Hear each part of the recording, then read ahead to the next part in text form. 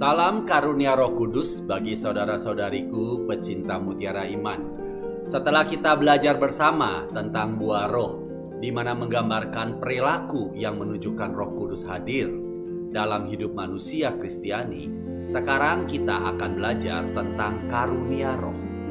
Yang jadi pertanyaan, apa sih sebenarnya perbedaan antara karunia Roh Kudus dan buah roh? Mungkin kalau bisa saya ilustrasikan seperti gambar di video ini, buah roh adalah buah yang dihasilkan karena kita berakar pada Yesus Kristus, seperti pohon di dalam gambar ini. Dan apakah akar dari Yesus Kristus? Ada 7 karunia roh yang sesuai dengan nubuat Nabi Yesaya mengenai kedatangan Mesias. Suatu tunas akan keluar dari tunggul Isai, dan taruk yang akan tumbuh dari pangkalnya akan berbuah. Roh Tuhan akan ada padanya, roh hikmat dan pengertian, roh nasihat dan keperkasaan, roh pengenalan dan takut akan Tuhan. Ya, kesenangannya ialah takut akan Tuhan. Jadi karunia roh itu mencerminkan kesempurnaan roh yang dimiliki Yesus. Dan tentu saja bagi kita para pengikut. Ceritanya seorang pemuda sedang menunggu di halte dan duduk di sebelah nenek yang berpenampilan sangat sederhana. Merasa iba melihat nenek itu, pemuda itu pun mengeluarkan roti dan sebotol air dari tasnya dan memberikannya kepada nenek itu sambil berkata, "Nek, ini ada minuman dan roti ya buat nenek." Dengan kaget nenek itu bertanya, "Mengapa kamu memberi saya makanan dan minuman?" Jawab pemuda itu, "Karena saya adalah pengikut Kristus."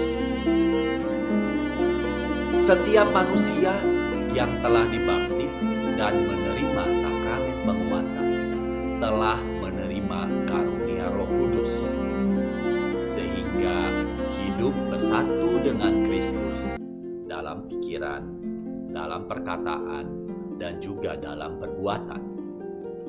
Seperti yang disebutkan dalam Katekismus Gereja Katolik nomor 1303.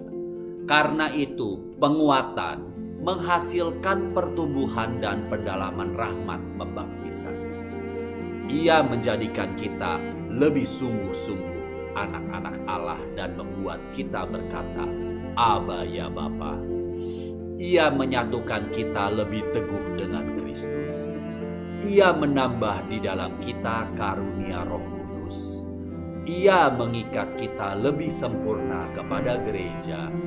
Ia menganugerahkan kepada kita kekuatan khusus Roh Kudus, supaya sebagai saksi-saksi Kristus yang andal, menyebarluaskan dan membela iman dengan perkataan dan perbuatan, mengakui nama Kristus dengan lebih berani, dan supaya kita tidak pernah malu karena salib. Karena itu engkau harus ingat bahwa engkau telah menerima pemeteraian roh, roh kebijaksanaan dan pengetahuan, roh nasihat dan kekuatan, roh pengertian dan kesalehan, roh takut akan Allah.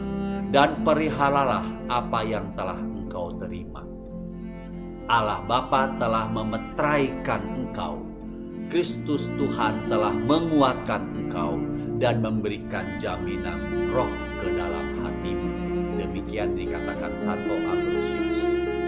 Nanti kita selama 7 kali pertemuan, kita akan belajar tentang masing-masing karunia roh tersebut.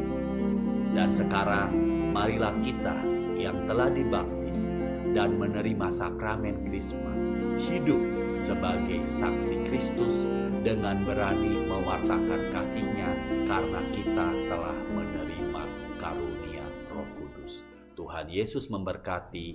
Salam sehat bagi kita semua.